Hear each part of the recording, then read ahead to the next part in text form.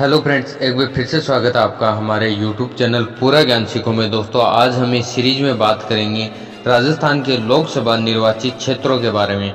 दोस्तों, राजस्थान में कुल 25 लोकसभा निर्वाचित क्षेत्र हैं, जिसमें आज हम इस वीडियो में बात करेंगे भीलवाड़ा लोकसभा क्षेत्र के बारे में। दोस्तों, भीलवाड़ा लोकसभा क्षेत्र उत्तर भारत में स्थित है और भीलवाड़ा लोकसभा क्षेत्र की स्थापना 1952 में हुई थी। दोस्तों, आपको बता दें कि भीलवाड़ा लोकसभा क्षेत्र के अंदर कुल 8 विधानसभा क्षेत्र आते हैं, जिसमें आसिंद, मांडल, सहाड़ा, भीलवाड़ा, शाहपुरा, जहाजपुर, मांडलगढ़ और हिंडोली शामिल हैं। और वर्तमान समय में यहाँ से जो सांसद हैं वो हैं सुभाष चंद्र बहेरिया, जो कि भारतीय जनता पार्टी के उम्मीदवार थे और ये है 2019 में यहाँ से सांसद चुने गए थे। अब बात करें दोस्तों सबसे पहले चुनाव की, जो कि 1952 में हुआ था। 1952 के चुनाव में यहाँ से हरिराम नाथ जी ने चुनाव जीता था और उसके बाद में जो चुनाव हुआ वो 1957 में हुआ, जो रमेश चंद्र व्यास ने जीता था, जो कि कांग्रेस पार्टी से आते थे। दोस्तों, अगला जो लोकसभा का चुनाव हुआ वो 1962 में हुआ, जो KL श्रीमाली ने जीता था, जो कि कांग्रेस पार्टी से आते थे। 1967 के चुनाव में रमेश चंद्र व्यास ने यहाँ से चुनाव जीता, जो कि कांग्रेस पार्टी से ही आते थे।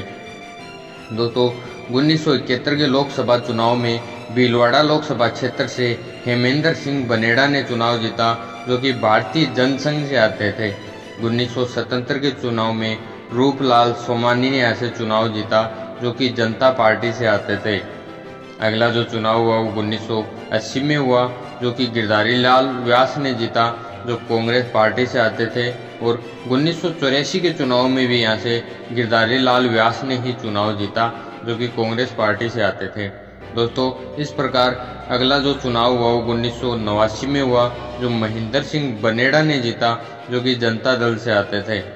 1991 के लोकसभा चुनाव से शिवचरण माथुर ने भीलवाड़ा लोकसभा क्षेत्र से चुनाव जीता, जो कि कांग्रेस पार्टी से आते थे।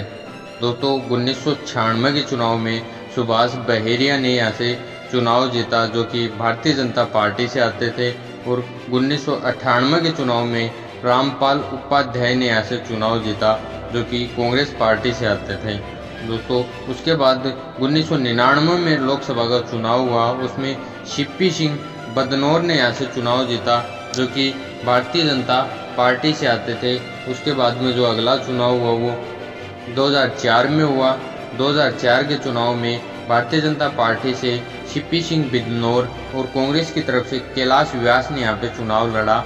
और यहाँ पे बात करें कुल वोटों की 2004 में, तो शिप्पी सिंह बदनौर को 3,17,292 वोट मिले और वहीं कैलाश व्यास को 2,56,640 वोट मिले। इस प्रकार भीलवाड़ा लोकसभा क्षेत्र का 2004 का जो चुनाव हुआ वो VP सिंह बदनौर ने 60,652 वोटों से जीता।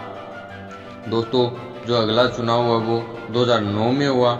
2009 के चुनाव में कांग्रेस पार्टी की तरफ से CP जोशी और भाजपा की तरफ से VP सिंह बदनौर ने यहाँ से चुनाव लड़ा। बात करें कुल वोटों की, तो CP जोशी को 4,13,128 वोट मिले और वहीं VP सिंह बदनौर को 2,77,760 वोट मिले। इस प्रकार 2009 का लोकसभा चुनाव भीलवाड़ा से शिप्पी जोशी ने 1,35,368 वोटों से जीता। दोस्तों, अगला जो चुनाव हुआ 2014 में हुआ। 2014 के लोकसभा चुनाव में भीलवाड़ा लोकसभा क्षेत्र से भाजपा के उम्मीदवार सुभाष चंद्र बहेरिया और कांग्रेस के उम्मीदवार अशोक चांदना के बीच में यहाँ पे मुकाबला हुआ।